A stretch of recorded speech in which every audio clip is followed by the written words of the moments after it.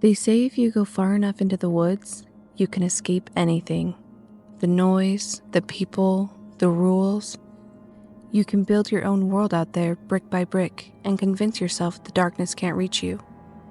But the woods have a way of proving you wrong. Hello everyone and welcome to Peaches and Scream.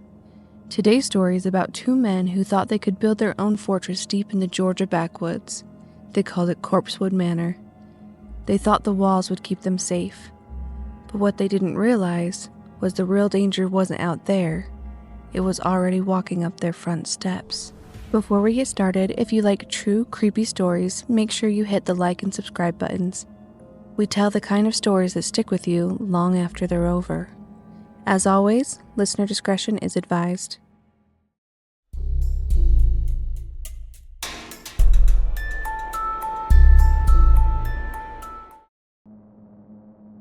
There was nothing extraordinary about the woods outside Summerville, Georgia. Just the kind of backcountry, red clay landscape that stretched for miles without interruption, broken only by the occasional rusted-out trailer or lonely Baptist church. The kind of place where people kept to themselves and didn't look kindly on outsiders. Which is probably why it didn't sit right with locals when two city men showed up in the mid-1970s and started building a castle. Not a cabin, not a hunting shack, a castle. Charles Scudder and Joseph Odom weren't the kind of men you saw much of in rural northwest Georgia. Charles was a former university professor, an eccentric, sharp-dressed man with a mane of thick silver hair, thick glasses, and a fondness for painting satanic imagery in his spare time. Joseph was his quiet, heavy-set companion, a former cook with a thick mustache and a gruff sense of humor. Together, they abandoned their comfortable life in Chicago to buy 40 acres of dense wood and build something entirely of their own. They named it Corpsewood Manor. It wasn't a name meant to charm the neighbors, it was meant to keep them out. Brick by brick, the two men built their fortress in the woods, 3 stories high, made of handmade bricks scavenged from old buildings, with arched windows and Gothic gargoyles peeking out through the dark. There was no electricity, no running water, no phone line, just oil lamps, wood stoves, and the howling wind at night. They brought in their beloved dogs, 2 English Mastiffs, and a mixed breed they doted on like children. They grew their own food, canned their own meat, even built a small 2-room pink brick building they called the Chicken House, though no chickens lived there. Instead, it served as their library and private getaway when the main house felt too crowded. And according to local rumor, it was where things got strange. By day, Charles and Joseph kept mostly to themselves. Charles painted, Joseph gardened. They made wine from homegrown fruit. But at night, there were whispers of men from town visiting the manor, of parties, of orgies, of devil worship. The townsfolk whispered that Charles Scudder was a Satanist. They didn't need much proof. Scudder had installed an elaborate stained glass window in the main house, a crimson pentagram glowing like an accusation from within the woods. His paintings hung carelessly on the walls, showed grotesque scenes of demons, blood, and tortured souls. He had a golden harp that he played at night, its eerie melodies drifting through the dark, empty trees like a siren's call. In truth, Scudder never claimed to worship the devil. He followed his own philosophy, a mixture of libertarian hedonism and occult aesthetics. To him, the devil was just a symbol of rebellion, an icon for those who refused to kneel to society's rules. But in a place like Summerville, Georgia, that was more than enough to make you a target. They called him the Devil Man of the Mountain, and in a way, Charles didn't mind. He liked the isolation. He liked the danger. It made him feel alive. But what Charles and Joseph didn't see, or maybe just didn't care to admit, was that their isolation wasn't protecting them. It was marking them. People in town talked. They whispered. They wondered what kind of riches a man like Charles Scudder might be hiding out there in his weird little castle. And when word got to Tony West and Avery Brock, 2 local drifters with nothing to lose and a head full of meth-fueled paranoia, they saw more than just a castle. they saw a payday. But the truth was, they weren't prepared for what they would find inside those castle walls. They weren't prepared for how far they'd go, and they weren't prepared for the blood-soaked legacy they'd leave behind. Because the horror of Corpsewood Manor wasn't about ghosts or demons, it was about greed, it was about desperation, and it was about the things that crawl out of the dark corners of men's hearts when no one is watching. Avery Brock didn't come from much, and by the time he hit his 20s, he wasn't heading toward much either. He drifted from job to job, spent more time drunk or high than sober, and simmered with the kind of quiet anger that only grows in men who feel cheated by life before they even hit 30. Tony West was older, meaner, and more dangerous. A convicted felon, Tony had already done time for child molestation and armed robbery. He had a reputation around Somerville as a violent, unpredictable man, the kind of guy you cross the street to avoid if you saw him coming. But lately, Tony and Avery had become fast friends, two lost souls clinging to each other in a spiral of booze, pills, and aimless rage. They spent most of their nights squatting in a trailer, getting high and nursing fantasies about how they were going to make it big. They didn't know how, they just knew they were owed something. And then, like the devil dropping an opportunity right into their laps, Avery started talking about the two men up on Taylor's Ridge. Avery had done some handyman work for Charles and Joseph in the past. He'd been up to Corpsewood Manor. He'd seen the inside. The men lived like kings, Avery bragged. They had money, they had wine, they had guns. It didn't take much for Tony's imagination to run wild. Men like that, living in a castle, keeping to themselves, they had to be hiding something valuable. Drugs maybe, stacks of cash probably. A plan started to form in Tony's head, a simple one. They'd go up there, bring a couple of friends for muscle, have a few drinks, pretend it was just a visit. Then, when the moment was right, they'd pull their guns, tie the men up, take whatever they had. It would be easy. The perfect heist. What Tony didn't know, and what would later come out in court, was that Avery had his own demons stirring. He hated Charles Scudder, hated the way the man looked at him, hated the way he flaunted his lifestyle, his freedom, his supposed superiority. Somewhere along the way, in the dark recesses of his drug-addled mind, Avery decided that robbing Scudder wouldn't be enough. He wanted to punish him. He wanted to make him suffer. It wasn't about the money anymore. It was about power. And so on the night of December 12th, 1982, they set their plan in motion. They loaded up Tony's car with rifles and pistols. Avery brought along his teenage friend Joey Wells and another kid, Teresa Hudgens, who had no idea what they were walking into. The group got good and high beforehand, huffing glue and paint until their heads spun. Then they headed up the winding dirt road to Corpsewood Manor. They arrived at dusk.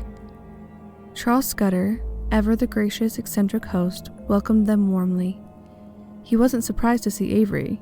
He wasn't surprised to see the strangers either. Charles never turned away a guest. Even in the backwoods of Georgia, even with whispers of danger swirling around his name, he believed in hospitality. They drank wine together, they laughed. Charles played his harp while the others lounged in the chicken house, passing around bottles and swapping stories. It might have been any other night at Corpsewood. The outsiders came, they indulged, they left. But not this time. Tony grew impatient as the night wore on. He wanted the money. He wanted the guns. He wanted to see what these two men were really hiding. At some point, he slipped out to the car, retrieved a rifle, and brought it back inside. The mood changed instantly. The laughter died. Charles, always calm, didn't panic. He asked what they were doing, asked if they were joking. But when Tony leveled the rifle at his face, it was clear it wasn't a joke. Tony forced Charles and Joseph to the ground.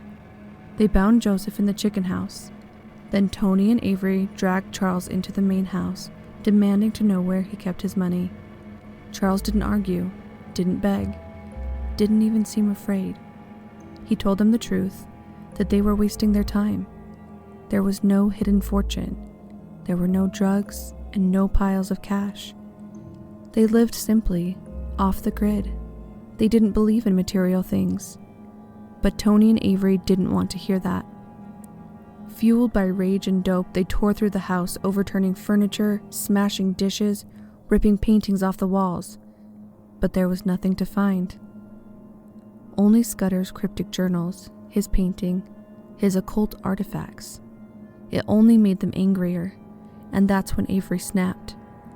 While Tony busied himself trying to break open a gun cabinet, Avery pulled the .22 pistol from his waistband, walked right up to Joseph, still bound on the floor of the chicken house, and shot him point blank in the head. Then, almost casually, he turned and did the same to the 2 mastiffs lying by the fireplace. Finally, he returned to the main house. Charles was sitting in his favorite chair, sipping wine like a man who'd already accepted his fate. When Avery pointed the gun at his face, Charles raised his glass in a mock toast and said, "I asked for this." Then Avery pulled the trigger. The bullet struck Charles between the eyes. The man slumped forward, blood pooling on the floor beneath his bare feet. A man who'd built a fortress in the woods to escape the world, brought down by the very world he'd tried to flee. And just like that, it was over. Tony and Avery ransacked the house one last time, but all they found were a few cheap rifles, some silver goblets, and a jar of pickled meat. They loaded up what they could and fled into the night, leaving the once mighty Corpsewood Manor silent, broken, and bleeding into the cold December woods. Morning came slowly to the ridgeline. The sun rose pale and cold over the hollow, spilling weak light through the skeletal branches of the pines. But at Corpsewood Manor, the day broke over a scene frozen in eerie, blood-stained silence. No one found the bodies right away. The house sat far enough from the main road that no one passed by the accident, and Charles and Joseph weren't exactly the kind of neighbors folks checked in on.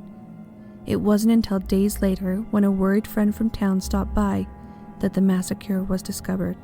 What they found was worse than anything the gossip mill of Somerville had ever cooked up. Inside the chicken house, Joseph Odom lay where he'd been left, a single bullet wound marking the spot between his eyes. His body had already begun to bloat in the December cold. The 2 dogs lay dead beside him, their thick fur matted and dried with blood.